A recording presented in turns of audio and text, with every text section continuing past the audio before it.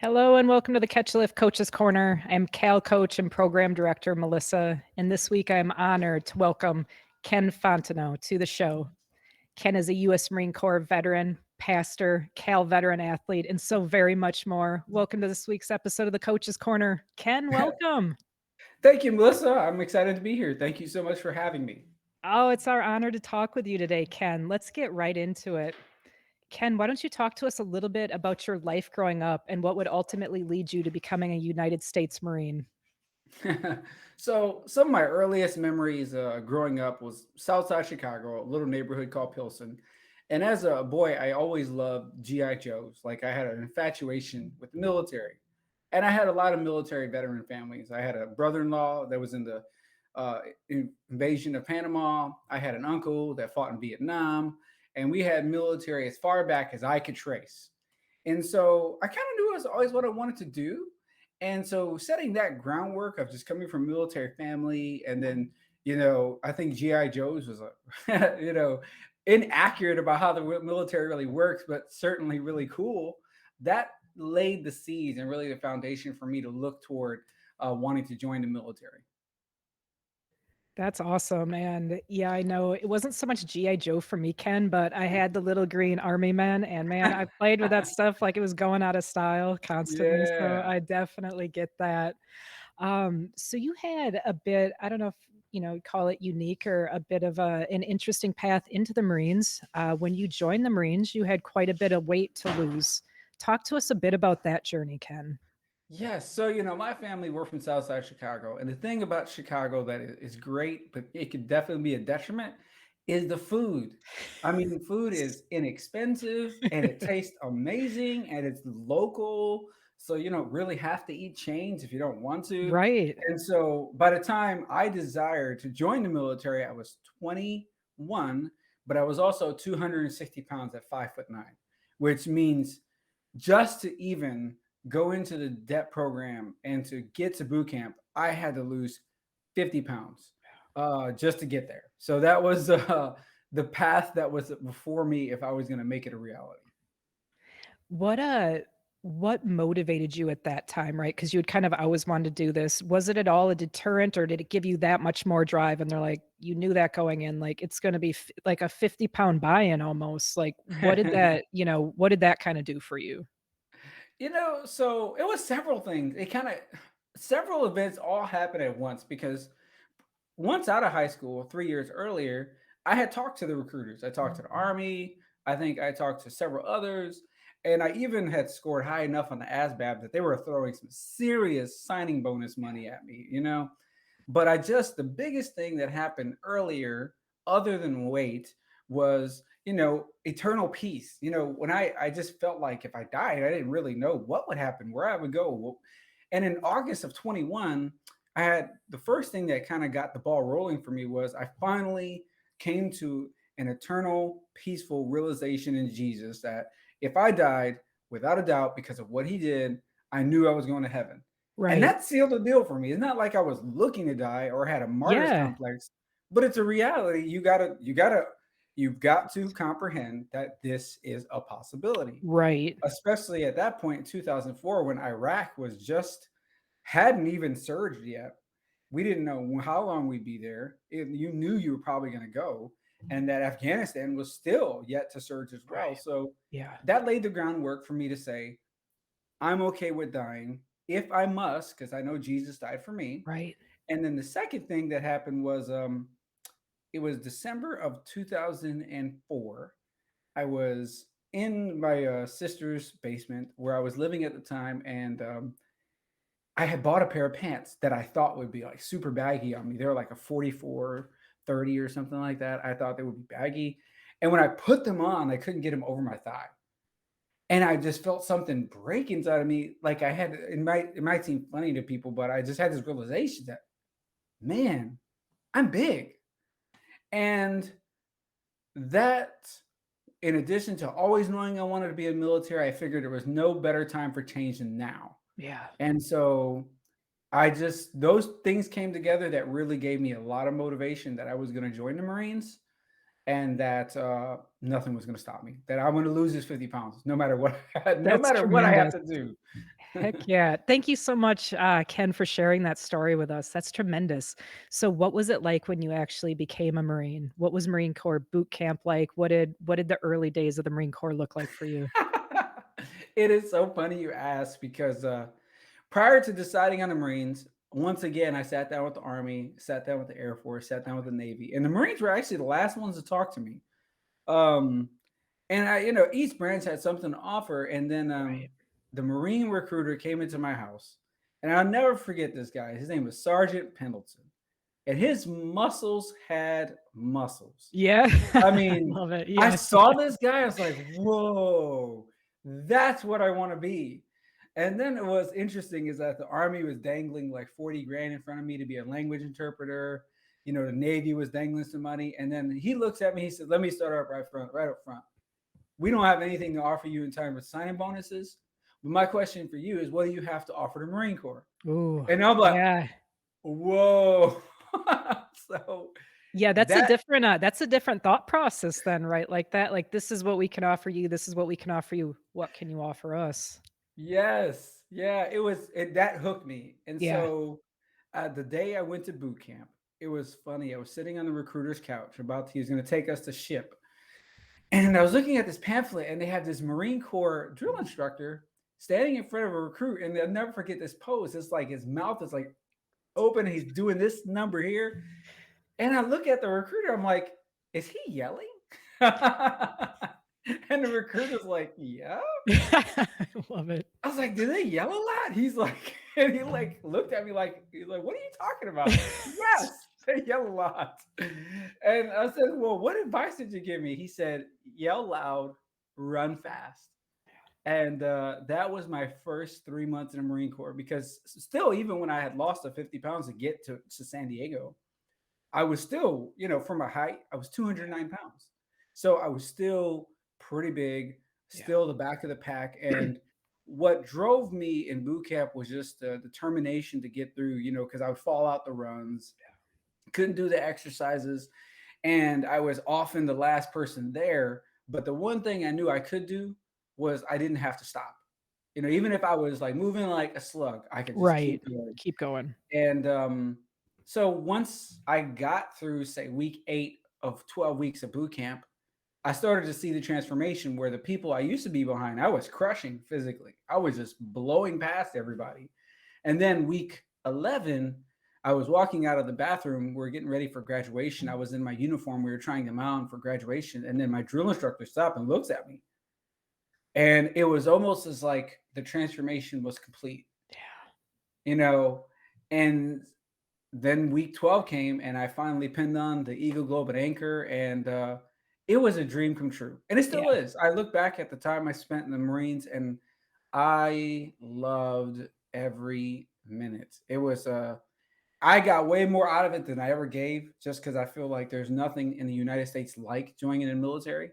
And I feel like it's the equalizer to all things. I feel like no matter where you come from in the United States, whether Yep. you're rich, poor, black, white, yellow, whatever, Mhm. if you show up and you do your job well, Yeah. you will find your place in the military. You will gain Yes. respect with peers and subordinates as well as superiors, and you will be given the opportunity to advance. In the Marine Corps, I earned 6 college degrees, all on active duty, 6 and college degrees? yes, ma'am. I don't even know how to respond to that, Ken. Good night.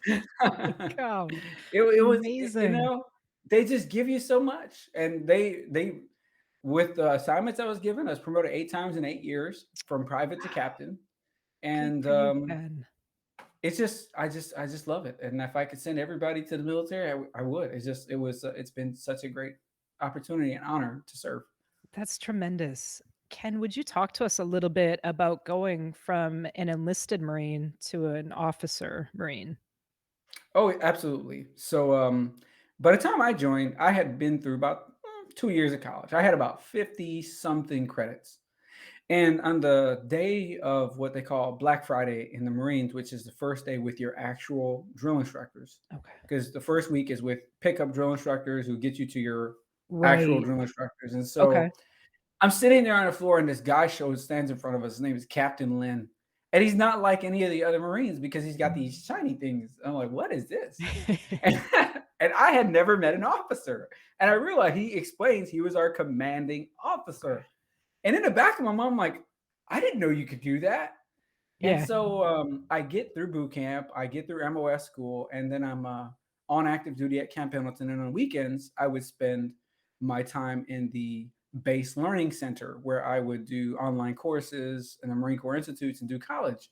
And in one day, I did 3 Marine Corps Institutes.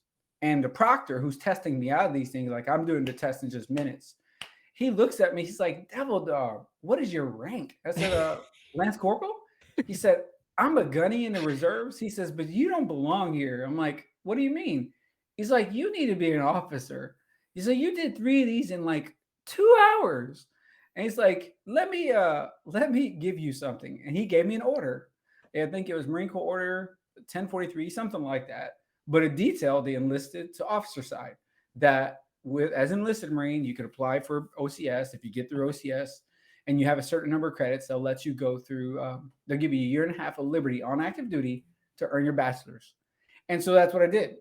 And I had enlisted in '05, and by 2008, there we go, I had been selected to be an officer. Went to officer candidate school, graduated officer candidate school as a corporal, and then sent back to the fleet, made sergeant, and then by December of 2009, earned my bachelor's, and then was commissioned as a second lieutenant.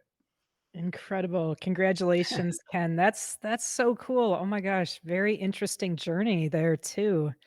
Um, so I want to switch up our gears a little bit on your Marine time and talk to you a bit about your deployment to Afghanistan.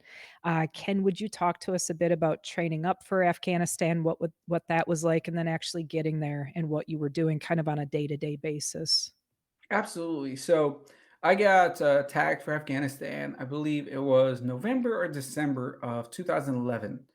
And, the Marine Corps says every Marine is a rifleman, Right. every Marine Corps officer is a rifle platoon commander, and they mean it. It is not just a saying. So, even though as an officer, I was a financial management officer, I was chosen to deploy as an embedded training advisor to the 215th Afghan National Army. Really? So, yeah, Oh they my don't, they really mean that. god. That was for Yeah, real, huh? it was for Oh real, my gosh.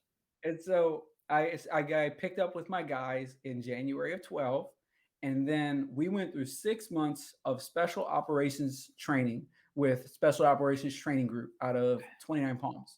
And for us that was heuristics, how to read body language across cultural barriers. Okay. It was a weapons package where we got tons of weapons training on Soviet and NATO weapon systems, a lot of tactics training, and then just a lot of training to deal with the abnormal situations because we weren't in, at that time, straight up kinetic operations where you would be on a battle line. It was more like dealing with espionage, subterfuge, and then, assassinations and things like that.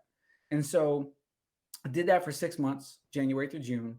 And Okay. then I deployed to there in June of 2012 and stayed till January of 13, where my job was to, in essence, steal information. And so what I mean was the NATO budget was about 80% provided by the US to Okay. Afghanistan.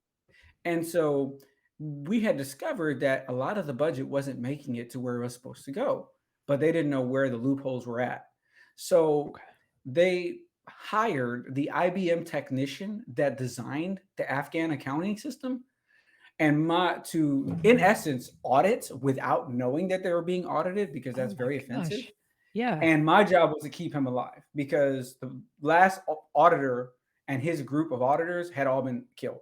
So daily, our job was to go into the Afghan bases in the area we're at, which is Helmand River Valley, and then find the information, find the loopholes, find who was stealing it, and then report it back. Oh And my then in the gosh. case that things went south, my job was to make sure Dan was alive in the end of things.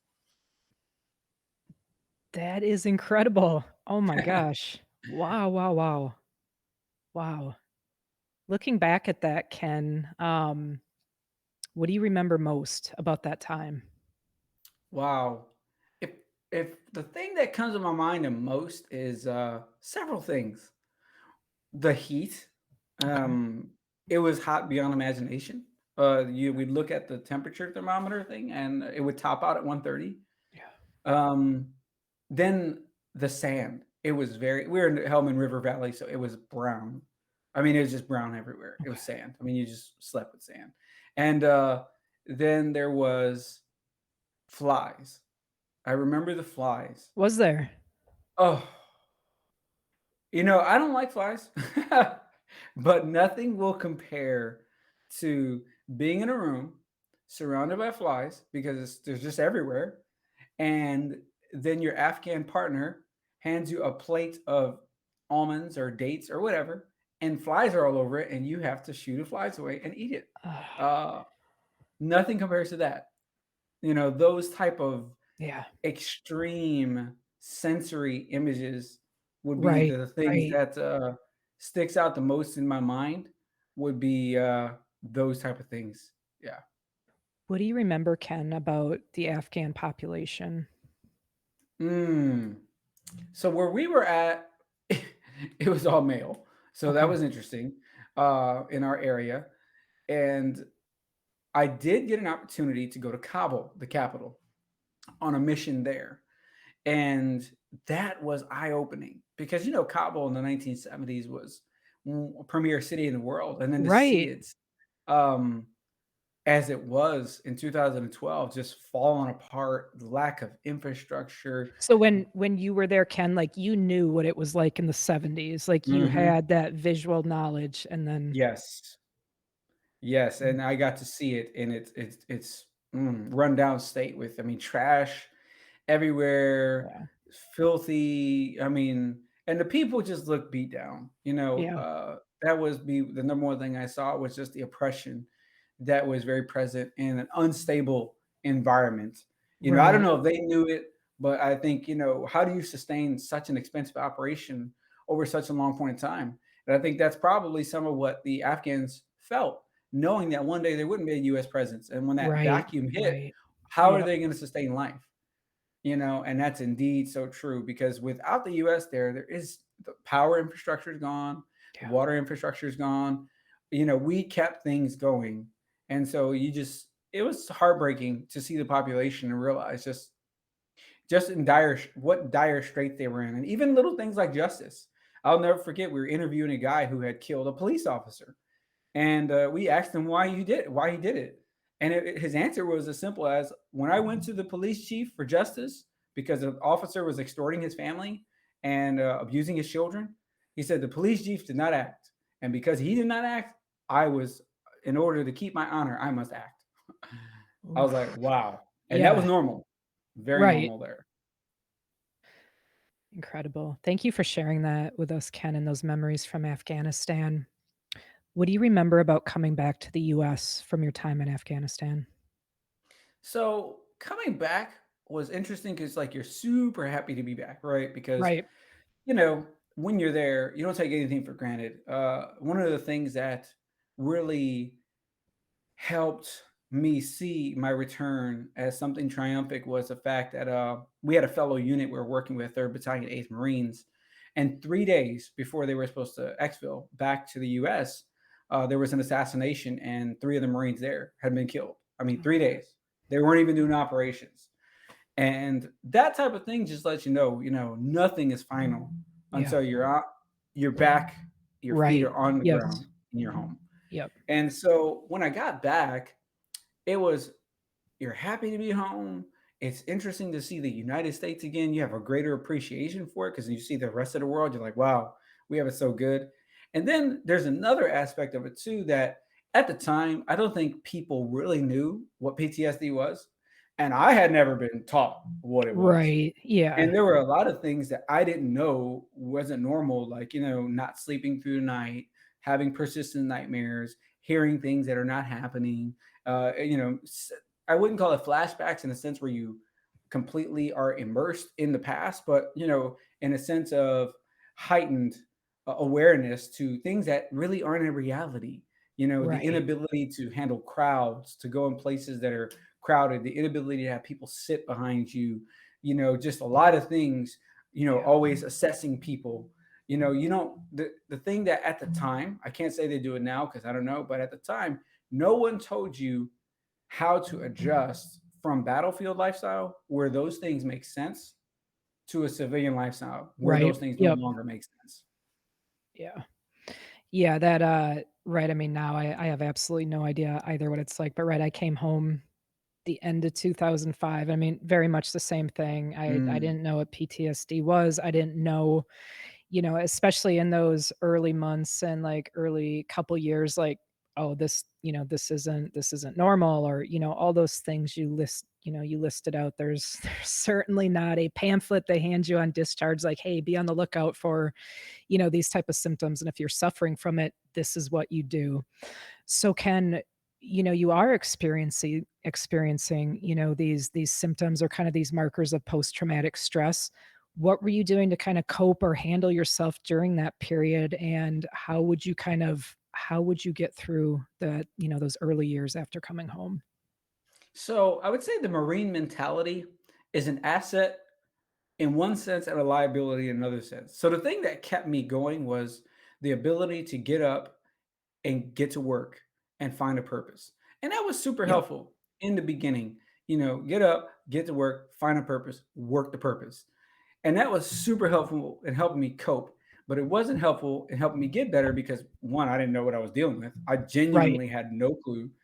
And two, it didn't change the symptoms, the nightmares, especially the things that go on in your head, Yeah. that you don't realize are not, for instance, the ability to focus and have a consistent train of thought, Yeah. things like that. And so for me, the get up and work, got me to 2018. Okay. And then in 2018, I had a friend, my best friend, who, was having a tragedy in his life. And then that kind of triggered me to like, maybe what would happen if I went to counseling? What would I uncover?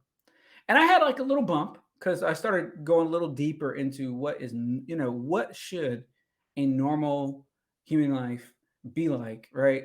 But then Right. what really came to a head was 2021. A few years later, I had been sent on a sabbatical for 45 days, which was super awesome. But at the end of it, I came home and I still struggled with waking up and having suicidal ideation or suicidal thoughts, or I still would struggle with being depressed or anxious. And at that point in time, I said to myself, okay, I've had 45 days off. I've done this, that, and the other. Something is wrong. And thankfully, I called the VA stress, crisis line, Okay. and I got a good doctor who walked me through a bunch of symptoms I didn't even know were symptoms. And he says, you are struggling with PTSD. And that was the most helpful thing to date because some doctors don't go that far, but he did. He would Right. ask me all these questions, and it was almost like he was in my head. And that broke it open for me. And then the next thing that happened was I had a friend who was a counselor from Washington. And I contacted her. I said, hey, I have PTSD. I'm thinking about doing therapy. What do you recommend? She said, for veterans, you could do therapy, but it's going to take years of 1 hour a week or 1 hour every other week. Right. There are tons of free PTSD retreats where you do therapy for 3 or 4, sometimes 5, 6, 7 days, and you get more done in a week than you Yeah. ever get done in years. I was like, oh, that's a good idea. And she sent me a list. And from that list, I went to Save a Warrior in Ohio, which was super awesome. It really got me started on a strong track. And then I followed up with Honor Our Vets in Jackson Okay. Hole, Wyoming, which was another one that I absolutely love. And it was great. And then I finished it off with Mighty Oaks, which was in Ohio as Okay. well. And then my last one that I have is I'm going to Home Base, which is put on by Wounded Warriors in Boston this coming July 9th, because each one Wonderful. covers a different aspect Right, of healing. right. And so I would say I feel like I'm normal again in a sense of I'm feeling like probably I should have felt years ago. Yeah. You know, I'm experiencing life. I would say in PTSD, life is numbed because That's the only way to deal with the trauma and the tragedy and the pain is you have to numb it. But what happens is when you numb the pain, you also numb pleasure, right? So that in order to get pleasure, you have to have super pleasurable experiences, which could be destructive. Right. Yes. And I would say the retreats have taught me one, how to live life on life's terms and to feel again. I have good days and bad days, and I still have bad things happen to everybody. But I would say I feel like my enjoyment center is the most receptive it's ever been. My empathy is the most receptive it's ever been. The ability to just be, and not have to do is the Oh, that's best it's ever tremendous. been. Yeah. Oh, that's so good to hear. That's so good to hear. Ken, what advice would you give to any veterans who are right now are kind of struggling through that transition process out of the military and back into a civilian life? Absolutely. I would say know that you're not alone and start looking for veterans groups. Some of the best community I have found outside of the military has been these PTSD retreats because, and so some of them you don't actually have to have PTSD. You could just be a veteran that's transitioning, and they're really going to walk with you. But the Right. community I found there has been amazing. I mean, I kid you not. It's like you walk into this group, and all of a sudden you're right back as if you're in the military, but you're not because Yeah. you have the brotherhood, the sisterhood. You're accepted, and you have a common frame of reference for things that most people cannot Right. understand that Yep. you've experienced. And go to as many as possible. They don't care to how many you've been, and usually a lot of them are free. And if you can't afford to get there, they'll even pay for your flight. It has Right. been the best process I have been through so far.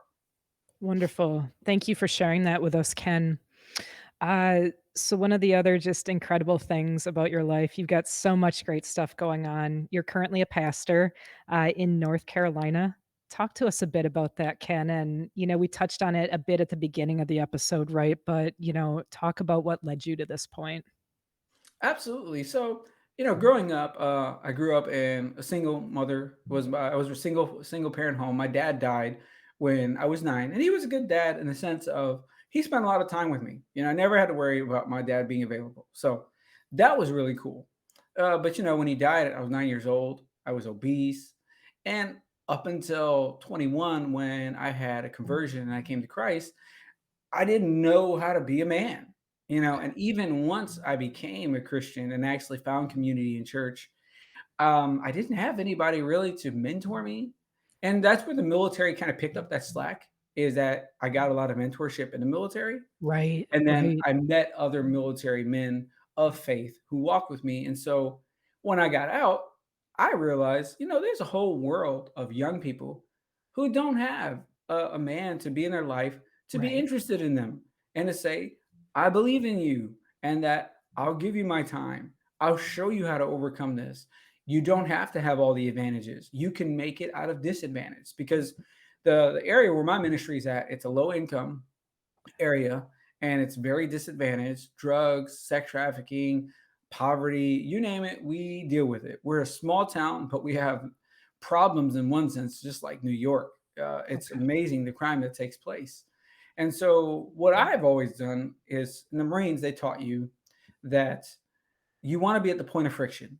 You want to be at the place where you have the most to lose and it's the most dangerous because one, it inspires people, and two, that's where you can make the biggest effort and the biggest impact. So, what my ministry is focused on is helping people who, one, are on the point of loss, two, who don't have anybody else to help them, and three, who come from disadvantaged backgrounds. And so, I literally am doing for them what others have done for me. And that's whole, what it's all about, that they can know, hey, if you would have met me prior to 2004, there's no way you could explain where I'm at now. No way apart from Christ and right, people who Christ has brought along in my life to walk with me. And because someone has given me that, I'm here to give you that. I will do whatever I can. And if I can't do it, I will connect you with somebody to help you realize God's potential in your life. And so that's what it's about. And I've been here for 8 years. It's my first ministry, and I don't plan on going anywhere. that's I tremendous. enjoy it, and that's how I got here. Wonderful. Ken, talk to us a little bit how this service as being a pastor at this church has been healing for you on this journey that you're on individually. So one of the ways it's been healing is just realize some of the things that divide us could also be very uniting.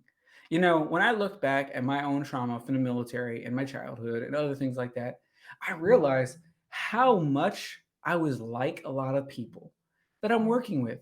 Even if I'm no longer in their station of life, even if I've now gotten help, and even if I am, in a lot of ways economically blessed, I at one point in time was just like them, right?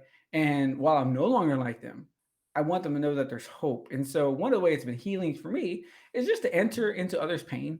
Yeah. And I feel like one of the ways to lift yourself up is to hold somebody else up, right? Right, And when right. you get an opportunity to hold up someone else and lift up someone else, I just feel like it's very gratifying. And especially when you give to people who realistically can never get back what you gave to them. It's not a Right. loan; it's a gift. Yep. And I think giving is one of the opportunities we have that you will never, ever, ever, ever, ever be able to give back all that has been given to you. And even when you do give, you there's I just feel like there's a cycle of reaping and sowing that when you give, you're always going to receive back. It's just going to happen, even if it's not from the person you gave it to. Yeah. And you just the opportunity to give back and to make a difference in the life of people is just extremely humbling. It's powerful. Yeah. One of the things I love is when I run into the people I worked with and they're working at Chick-fil-A, or they're working at McDonald's, and they say, "Oh, hey, Mr. Fontenot, you were my teacher," or "Hey, Mr. Fontenot, I went to your church," or "Hey, Mr. Yeah. Fontenot, you did this for me."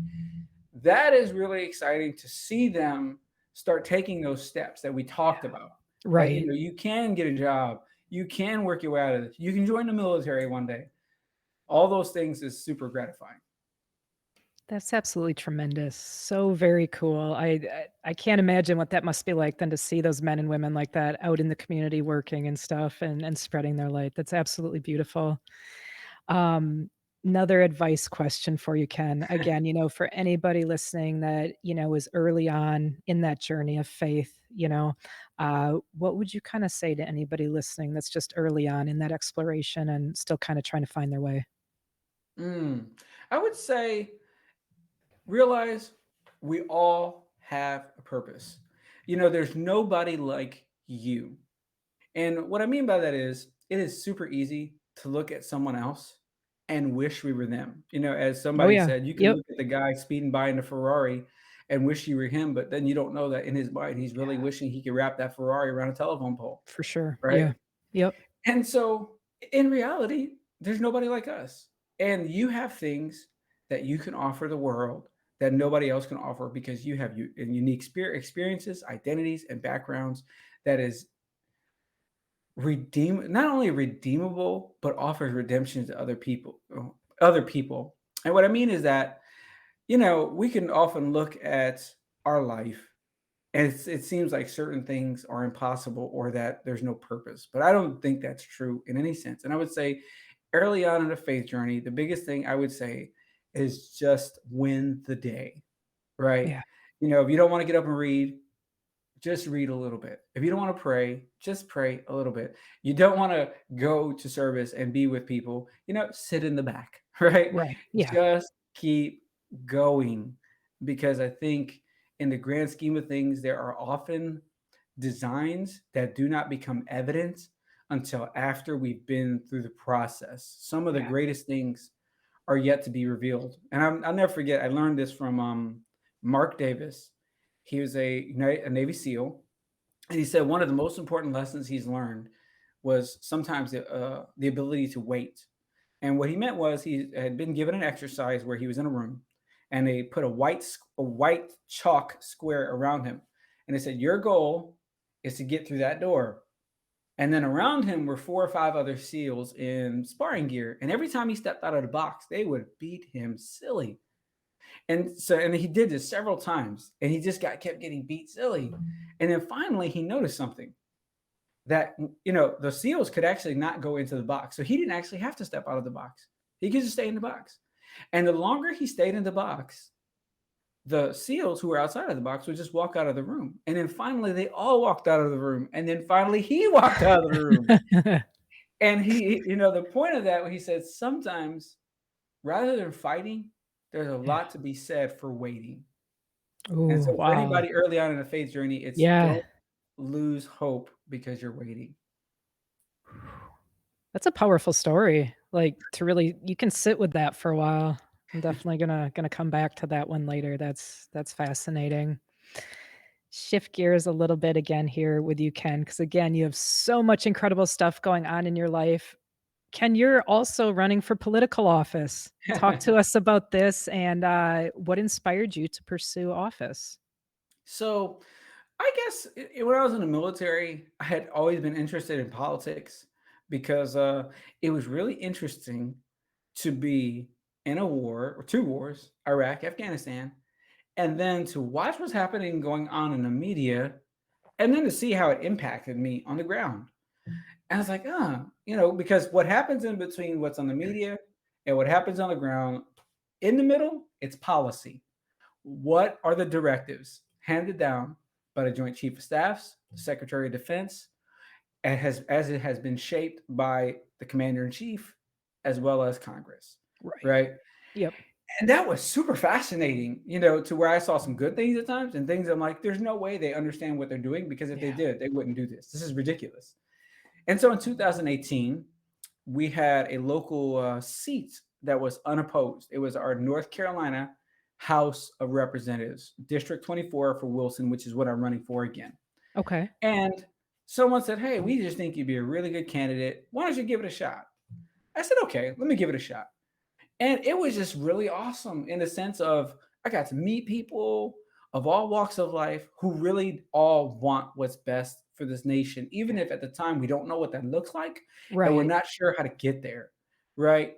And so then, as I've been watching, I lost by 400 votes the first time, and this was out of 30,000 votes. And I didn't have any budget or any volunteers. I came Right. really close.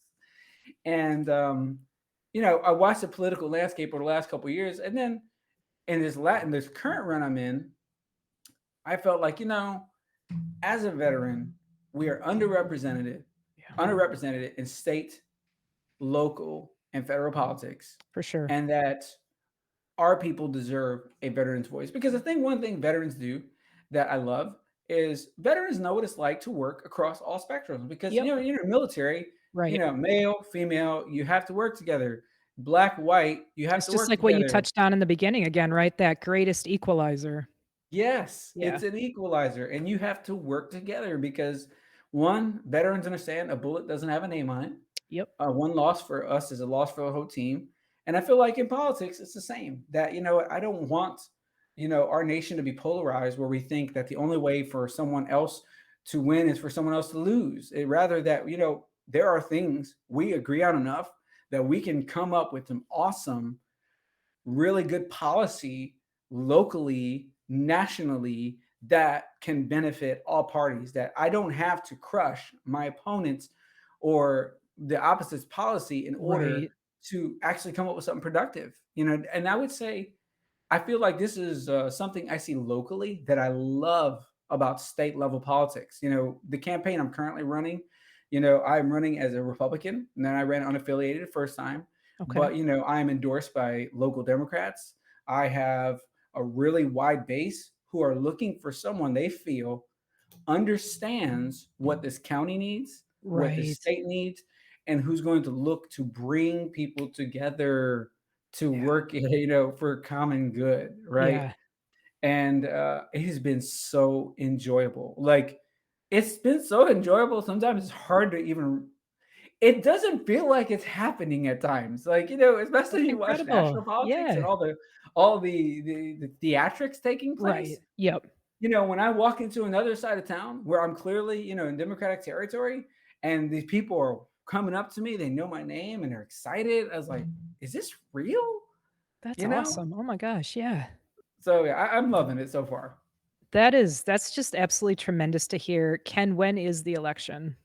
It'll be November 8th. It'll be election. Okay. And here in North Carolina, we have this thing called early voting. That's 2 weeks before. So I think that's Okay. October 15th or 17th, something like that. Oh my gosh, well, we're so excited to watch, watch you up until then and absolutely wishing you the best with that election and, we can't wait to hear about that when the time comes. Ken, how did you find Catch a Lift? What brought you to us?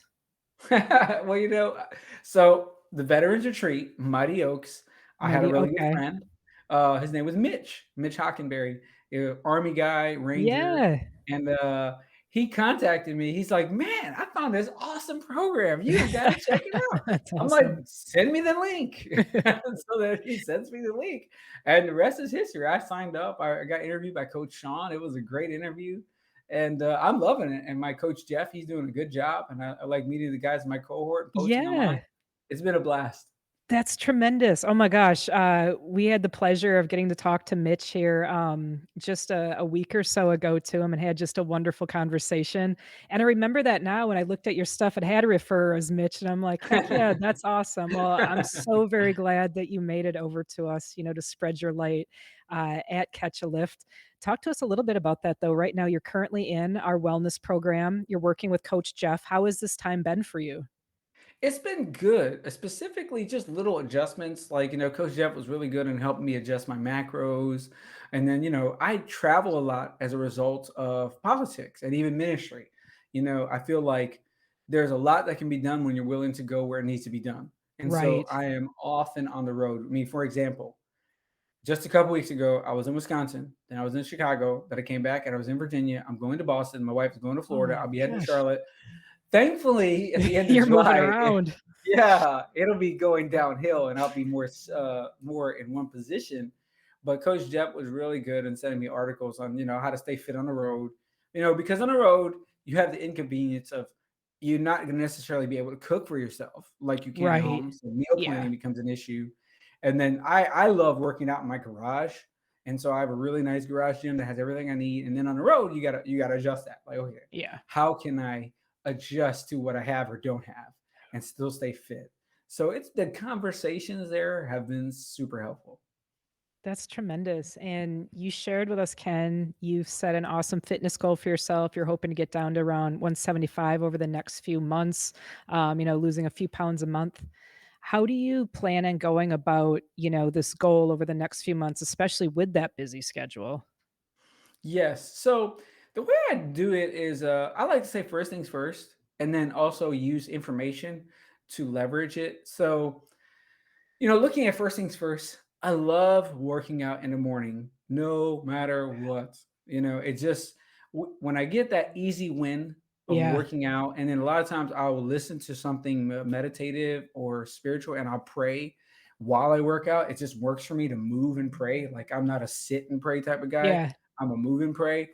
And so, first things first, get it done in the morning. And then the second thing I would say is leverage data. And for me, that meant most recently, I had always heard about a DEXA scan. Ah, And I said, yeah. let me go check this out. So I found a guy in my area. He's about an hour away, $85. It was inexpensive. He gave me a discount as a veteran. And I did a DEXA scan. And I was like, and the hardest piece of data from there, other than my weight, bone density, and muscle to fat ratio, BMI, was my actual resting metabolic rate. Because I love wearables, but wearables are not always accurate. Yeah. And so it was super helpful for me to learn, oh, holy smokes, my wearable is putting me at 2100 resting RMR. But really, based on this scientific scan of my muscles and fat, I'm really at 1643. I Yeah. need to drop my macros by 500 Okay. calories. And that was super helpful and just helping me plan every day. Because when you are forewarned, you're forearmed and you can Yes. make Yep. adjustments accurately. Oh, I absolutely love DEXA scans like that, and the amount of data that comes out of them, it's Mhm. absolutely incredible, and then go back, and compare it a couple weeks or months later, whatever it may be, and man, yeah, you can find out a lot about what's going on in your body. That's tremendous. Uh, Ken, I've got one last question for you today. Absolutely. Alright, this is the big one, you ready? Sure. Ken, what does it mean to you to be a Catch a Lift Fund veteran athlete? Mm. What it means for me is the ability to know that we can win the day, and especially with little victories. Getting up, putting on your shoes, getting into the gym and sweating is a very impressive victory. Yeah. And one of the things I got from Mitch, the guy who referred me to this program, was what we call victory momentum. What it means is start small and continue to win small. And as you win small, what typically happens is that small measure of victory bleeds over into the next area of life. And you could see a whole life transformation by just one focusing on one small victory. Whether that small victory is I'm going to get up and for instance, when I was a big boy, 260, my small victory was I'm not drinking soda. Yeah. I lost 12 pounds in like a week or two because I was drinking so much of it. I didn't know. And then it moved to I'm not eating candy. That was my small victory. And then after that, it was I'll eat out once a week on Saturday. I'll have whatever I want. Right. And then after Yeah. that, it was a block in a mailbox, a block and another block a day. So I'd run one block Monday, two Friday, three first, go on down a week until the point where I hit 70 blocks in 70 days. And now my small victory is get up, sweat. And no, I'm cutting my macros by 3,500 calories. And for me, that's 2,300 calories a day. So for me, I just want other veterans to know you can win the day, no Yeah. matter what, no matter what's happening with your marriage, no matter what's happening with your mindset, no matter what's happening with your job, because we're all in very, precarious circumstances at times. We can still win the day, and we can For sure. especially win the battle of our body by exercising. It is super therapeutic to exercise. It just is. It does so much It for me. is. Oh man. Love the words, Ken. Thank you so very much for the wonderful words that you shared with us today and for being so open. Thank you so much, Ken, for your service to our great country and the continued service you continue to give in so many different avenues. Like I said, we're so looking forward to watching your journey. That's it for this week's episode of Coach's Corner. We will return next Wednesday at 1 Eastern Time with another episode. Thank you again, Ken, for sharing your story and your light with all of us today. It was absolutely fantastic. Thank you, ID Technologies, for your support of this podcast. Thank you to Lynn Coughlin, Henry Pomper, and Kaylee Nasiri for your work to make this podcast possible week after week. And we thank the entire Catch a Lift team. Don't forget to join us every Wednesday live at 1 p.m. Eastern on YouTube for a chance to win Cal swag and to chat with your brothers and sisters. Until next week, keep it real and stay Cal strong.